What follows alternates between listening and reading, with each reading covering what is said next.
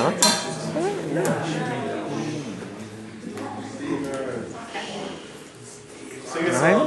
everyone, I'm Brian and we're the Eco-Challenge class and we're talking about like recycling and stuff.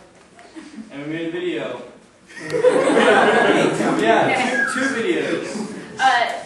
One of the questions that we started out with in this Lexus Eco-Challenge class is we wanted to find out, it's basically looking for something within your local community, a problem with the environment that we could address and find a solution to. And so we talked about a lot of different things that happen here in the Grass Valley community and then also within the Bitney community. And we wanted to find out how many people here at Bitney recycle. So how many of you recycle? Raise your hand. All right. Yeah. Wait, you guys are raising your hands? Really? I'm not raising my hands. I would recycle if I had anything I could recycle. Most of the stuff I buy is plastic and styrofoam. Oh my gosh! Hold on. Most of the stuff you buy is plastic and styrofoam. Are you telling me you can't recycle plastic and styrofoam? Not all plastic. You can recycle plastic bags with paper. Yeah. They're not dipped in wax. So what we have been discovering in our research is that there are things that you didn't think that you could recycle that you actually can recycle. So the first thing that we did is we started out by giving you guys this really funky survey. You guys remember this piece of paper? Oh, yeah. What'd you guys do with it? What'd you do with yours, Eli? I filled it out, and then I got to the end, and then I got angry. Now what did you do with it? What did you And do then I with threw it away. You threw it away where? In the recycling. Okay, so what we found in doing this is we sent out 102 of these surveys. We got back 53 of them in one form or another. And basically what we did, oh look, he still got it. It's nice. Yeah. Recycling! Oh, Madison still has hers. Miranda still has hers too. Nice.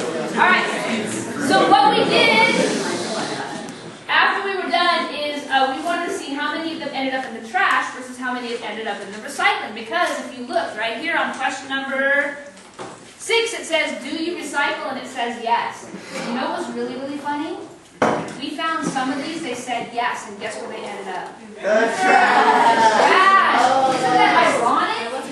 Alright, but...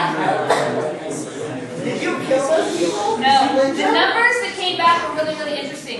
We found of the 53 of them that came back, fully 41 of them did end up in the recycle bin, right? And only 12 of them ended up in the trash. So that means that more than 3 times as many ended up recycling. And so that tells us we don't necessarily really have a problem with recycling here at Bitney, although there's always some things that we could do better. And so one of the things we talk about is, what's the difference between the recycle can and the trash can? Can you guys tell the difference? Blue. Alright, Kate, what do you think? The recycle is blue and the trash has a liner. The trash has a what on it? A plastic liner. A plastic liner. Actually, I think Jay's been putting plastic liners in the recycle bin as well. From here? Okay. So what we have here is, we thought maybe, especially in Mrs. Pugel's room, we had issues with, because some of these things actually had these things that said recycle, and it was crossed out, and it said trash, and then that was crossed out, and it would say recycle, and so we're like, oh, maybe that's part of the confusion.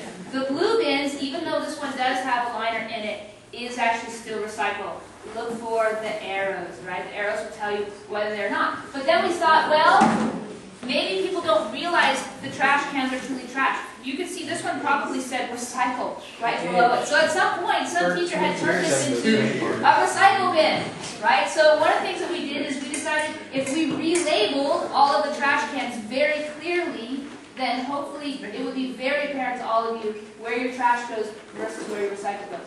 The other thing we determined is that sometimes their placement in the classroom makes a big difference. Like in my classroom, my trash can's right next to my desk. And kids are like, I'm too lazy to get up and walk all the way over there and put it in the trash can. But if you had it by the door on my way out of class, I would throw my trash away instead of throwing it in the recycle bin. So we tried to go around to all the classrooms, labeling all the trash cans, labeling the recycle bins, and then placing them in a place that you guys could very conveniently, on your way out of the classroom, put things where they belong. But still the question comes up, what can be recycled versus what can't be recycled? So we have for you a couple of videos put together by this great class of Eco-Challenge kids. We're going to present them to you now for your enjoyment.